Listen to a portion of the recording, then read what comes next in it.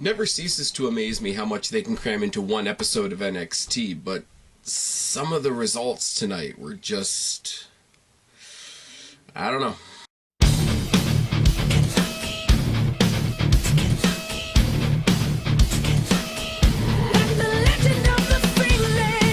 What's going on, everybody? It's your buddy, it's your pal Spaz, the YWC Reality Check here with your January 17th NXT review.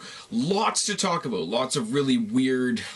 You know, we're building towards TakeOver, which is, you know, par for the course. But there's a lot of other weird things, and I don't really know why a lot of things happened tonight. So, come along with me. We'll talk about the show, and I can tell you what some of those things are. A lot of house cleaning to get through before we get to all that, though. Earlier today, put up my review of the very first match of the Mixed Match Challenge. It was Shinsuke Nakamura and Natalya versus Finn Balor and Sasha Banks. Almost forgot the last name there.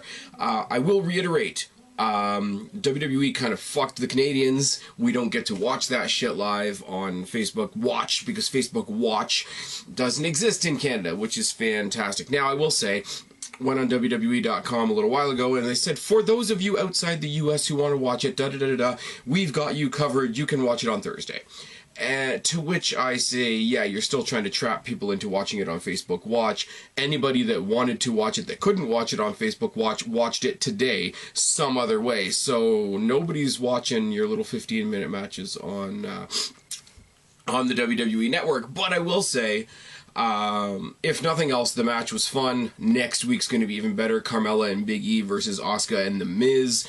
Lots of fun. Please go check that out. It's in the annotation up there. Also, not in the annotation there, but in the upcoming events, I can speak, I swear, next week is the go-home week to Royal Rumble / TakeOver Philadelphia. We will be doing a tackle for TakeOver Philadelphia. We will also be doing a tackle for the Royal Rumble. And for those of you that take part in the pay-per-view pick 'em, I have altered the rules slightly for the Royal Rumble. There's going to be a couple different rules, a couple extra options, a couple bonus questions, etc., etc., etc. There will be a lot of ways for you to get bonus points in the Royal Rumble Pick'em. The TakeOver Philadelphia Pick'em will run like all the other ones have. Take all the matches, make all your predictions, rank them, rah-de-rah-de-rah. There will be two separate. I'm not going to combine them like we did a couple times last year. Why is my computer going off? Why is that a thing? Also in the annotation up there above, you're going to see the playlist for the Off the Cuff series. You're going to see my thoughts on the accusations that were thrown at Samoa Joe not too long ago. You're going to see my thoughts on Mia Khalifa. You're going to see myself, Kristen, and Guapo fantasy booking this year's WrestleMania, as well as myself and Kristen previewing the Mixed Match Challenge tournament, talking about all the teams, etc. There is another one in the works. Myself and Guapo are going to work on that. It's not coming till next month, but I might also have a smaller one, just a solo one, different topic, by the end of this week, sort of beginning of next week, setting us up into the Royal Rumble week. Not sure about that one yet, but stay tuned. Myself and Guapo have something in store for you guys next week. Also in the annotation up there above, you will see the link to the November Q&A where you leave your questions for the January Q&A, which will be recorded either Monday or Tuesday of Royal Rumble week, so you have until then to get your questions in. Also, everybody else, everywhere else in the world can stop listening for a second. For my friends in the GTA that want to come up and say hello to me, I will be at Destiny Carnage this Sunday. I will be at NXT Mississauga on February 22nd. I will be at the WWE Road to WrestleMania tour at the Rico Center on March 23rd. Anybody that's going to be at any of those shows wants to come up and say hello to me, please feel free to do so. I would love to meet some of you guys and find out how many of you guys are in my area. For no other reason than I think it'll just be really cool. Let's talk about NXT. NXT opened up. They're still in that center stage place, which is really weird, where you have them walking across the stage and down the stairs to get to the ring. It doesn't make for much of an entrance, and it makes for a couple of really awkward situations, but I do like it. They are in front of a different audience. Heavy Machinery taking on Jobberelli and Gimmick Lost. I don't want to talk about this match because the wrong team won. I do want to take this opportunity to talk about Heavy Machinery, who are over as fuck. Stakes and weights chants throughout the whole thing. Otis Dosovic is scary as hell, especially when he goes into the more fun shtick and he starts paying tribute to the Bushwhackers and Too Cool. He does the worm like Scotty Suhadi used to, but instead of finishing it off with a chop, he finishes it off with a big elbow drop, and Nigel McGuinness refers to it as the Caterpillar, which is fantastic. These guys should not be jobbing to Jobberelli and Gimmick Lost. Jobberelli and Gimmick Lost are the most generic fucker, you know, let's take 2 6'5", 275 guys, make them identical as hell with no actual personality, and have them win. For reasons, and it's not the first time I'm going to make that comment tonight. Oh, no, it's not. But at the very least, it took a foot on the ropes and some Healy tactics for Jobberelli and Gimmick Lost to beat Heavy Machinery. I want to see Heavy Machinery versus the Authors of Pain. Don't you guys? Isn't that a thing? Adam Cole backstage with the ROH boys talking about how TakeOver is their event, talking about his Extreme Rules match coming up with Aleister Black, how he's going to put Aleister Black down, etc. And then Fish and O'Reilly address the Street Profits and the Authors of Pain, letting them know that they are all living in the Undisputed Era. Following that, you know, if we want to double down on the hype for TakeOver, we see a hype video for the Cole Black Extreme Rules match at TakeOver, which is great. And all it really does is talk about how each one of them screwed the other out of a title opportunity that Johnny Gargano currently has. Or does he? Roderick Strong taking on Fabian Eichner. Fabian Eichner has got a lot of my attention. Roderick Strong, by this point, you guys know, I think he's a solid guy in the ring. I just wish I gave more of a shit. I keep saying that week after week after week. Respect the hell out of the guy. Respect the hell out of his in-ring ability, but I don't care about him as a character one iota, which is kind of unfortunate. Collar and elbow type and a wrist lock by Fabian, reversal by Strong, body shots by Fabian, and a leg lariat by Strong. A snap power bomb by Fabian, and he follows it up with an abdominal stretch, which is nice. Smash your midsection and then stretch it out. Power slam and a mudhole stomp, forearms by Strong, a leg lariat, and some corner spears. Now, we come into the fun little bit at the end of this match. You guys know the simplest thing in wrestling that I love is anything you can do, I can do better. Arm drag by Fabian and a backbreaker by Strong. 1. Uppercut and a tilt-a-whirl backbreaker by Fabian. That's 2. Full Nelson into a third backbreaker by Strong. That's 3. And then he locks him in the stronghold for the win. For those of you keeping track at home, the stronghold is the Lion Tamer. It just is. And then he gets out on a microphone and copies verbatim, on purpose, the promo that Lars Sullivan gave last week when he was calling out Killian Dane to call out Lars Sullivan. For reasons. I really hope that Sullivan versus Dane is the match we get at TakeOver, not Roderick Strong, because it's gonna be another one of those situations where Roderick Strong's gonna win because he's going up against the two opposing forces, and it's just, I don't want to be comparing Roderick Strong to Rey Mysterio. I really don't. So let's not do that.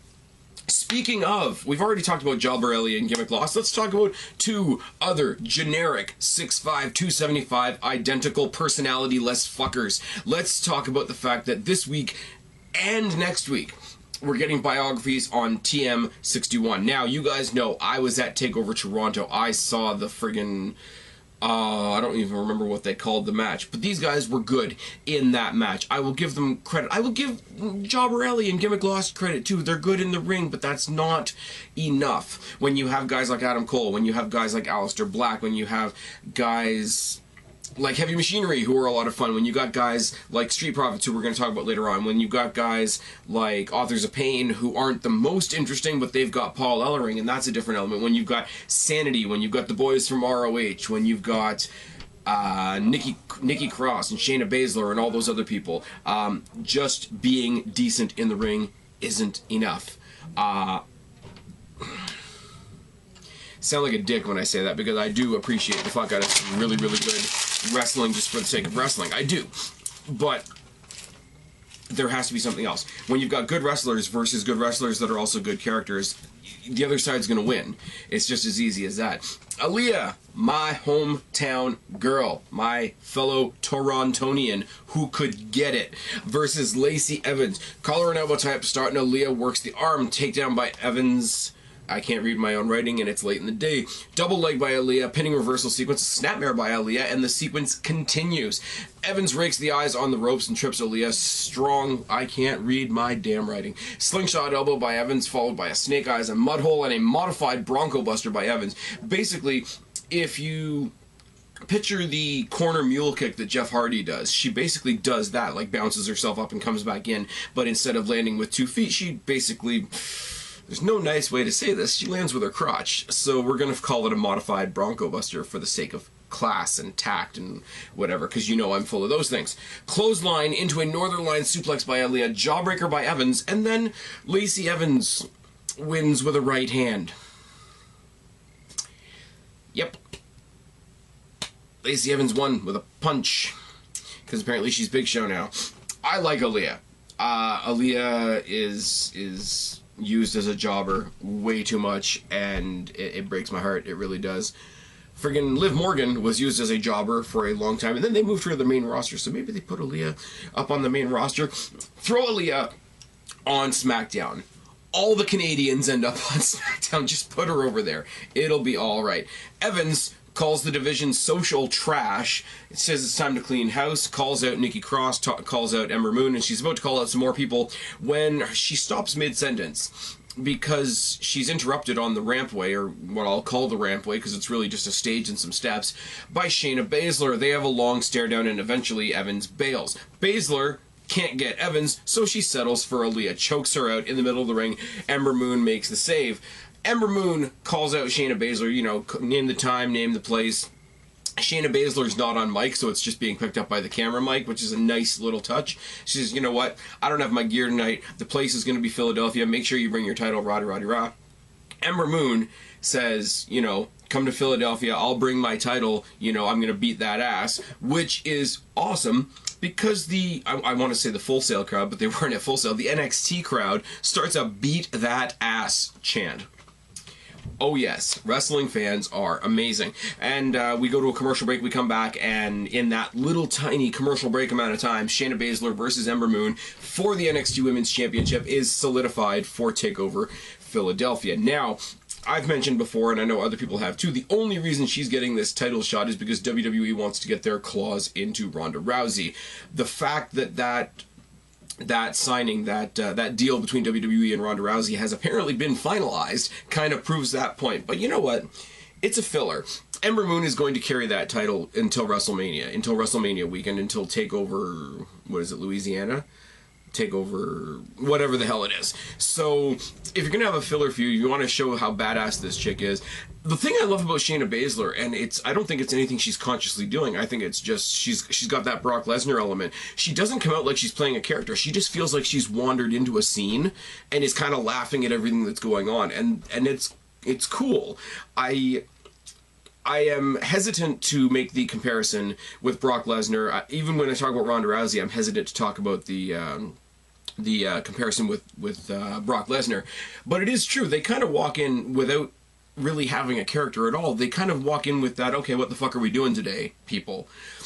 Type thing. The lack of kayfabe, the lack of character, it sets them apart, and it makes them real, which is good, because they are.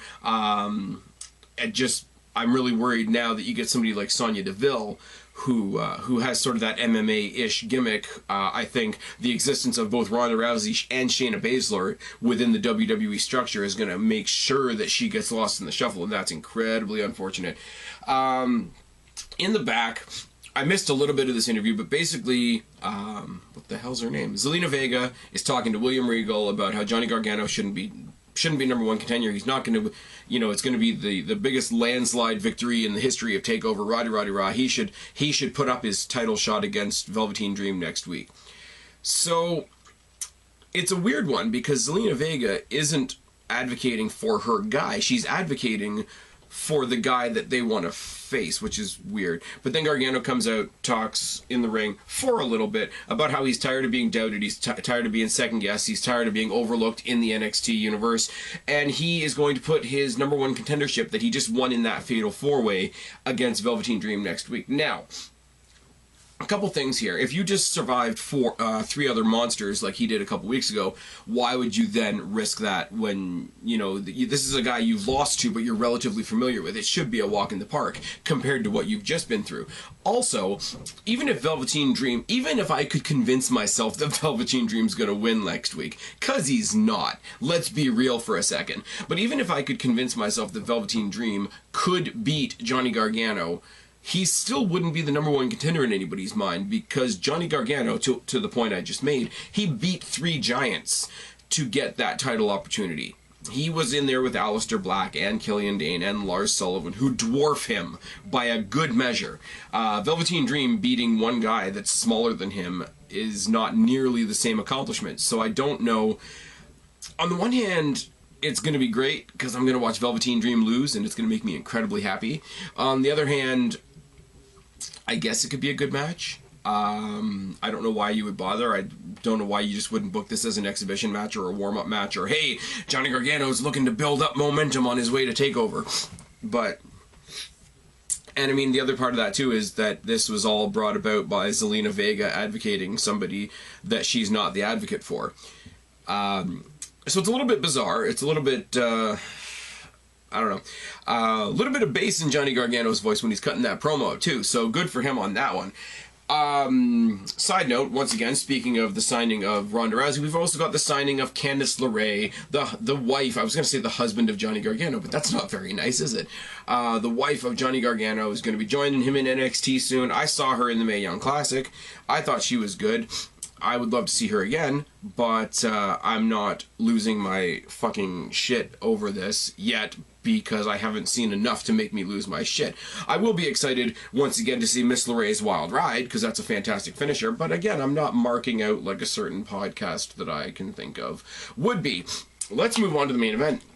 Let's move on to the Authors of Pain versus the Street Profits. Montez Ford and Angelo Dawkins versus Akam and Rezar, with Paul Ellering in their corner. It's all good. You think it's going to be a squash match, and as much as I like the Street Profits, this was pretty much a squash match. Ford and Akam start. I keep saying Akeem when I'm talking about Akam, which is bad. Collar double tie on a shoulder by Akam, crossbody by Ford, who's caught, and then gets double teamed by the Authors of Pain in the corner for a good long while. Front slam by Rezar, body shots by Akam, full Nelson by Akam, and a full Nelson slam by Akam, body shots by Rezar, and more double teaming. We're almost there, guys, I promise. Stomps by Rezar, front face lock, and a front face lock that's pressed down into the ground. Basically, he starts with a front face lock, almost inverted dragon sleeper, and he just flattens him right to the mat with that sleeper, and it's just, you know, there's no contest between either Akam or Rezar and Montez Ford, who spent 99% of his time in this match.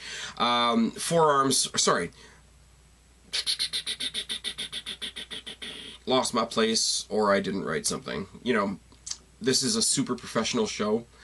I am entirely a professional all the time. I never completely forget to write a line. Anyways, he breaks free from that sleeper eventually and gets a tag to Dawkins. Dawkins gets in there with forearms for both guys, and Dawkins hits a dropkick. Rolling clotheslines by Dawkins and a doomsday dropkick by the Street Profits, but the Super Collider in the last chapter get what almost come off as a relatively easy win for the Authors of Pain. I really would have loved it if this had been Heavy Machinery, because Heavy Machinery and the Authors of Pain just could have had like a clusterfuck match, and you could have saved the first ever opportunity for Street Profits for a time where you could actually believe that they were going to win. I hate to say that because I like them as a team. Put them in a spot where I believe that they could win, and I might think they're actually going to win. Authors of Pain versus Fish and O'Reilly at TakeOver. And that's how we end the show. Paul Ellering in the ring at the end with his hands up, and, you know, he's going to write a new chapter in the book and all the gibberish that he talks. Great show. Lots of weird endings. You went from Lacey Evans facing ALIYAH to Ember Moon challenging a challenger for her title. You went... Yeah, you got, like I say, I keep harping back to the first match, but you got Heavy Machinery, you got a team that's as over as them, and you job them out to a team that's as boring as watching gray paint dry. It's bad. It's a bad decision. We're spending so much segment time on TM61, and I'm sorry, by the end of next week, I'm still not going to care. Are they going to do a run-in? Is it going to be them versus the ROH boys at main? Oh, fuck, don't even put that out in the air. Anyways, TakeOver so far, as we see it so far, we haven't had it announced yet, but I'm pretty sure we're going to get Sullivan versus... Sullivan, what the I can't think.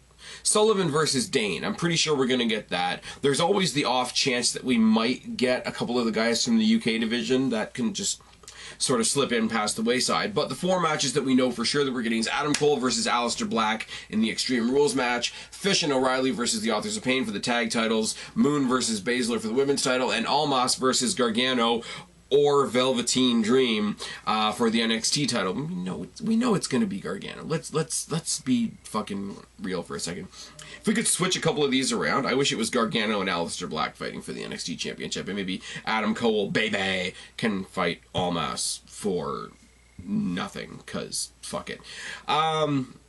I don't know. That's about it. Did this episode of NXT confuse you as much as it confused me? As I said, go up to the annotation up there. There's a whole bunch of shit that you guys can check out if you haven't done so already. I've been Spaz, your YWC Reality Check. Subscribe up there. Talk down there. Start a conversation. Keep all these conversations going. Don't be a stranger. I will talk to each and every last one of you later, but for right now, I am tagging out. Bye, guys.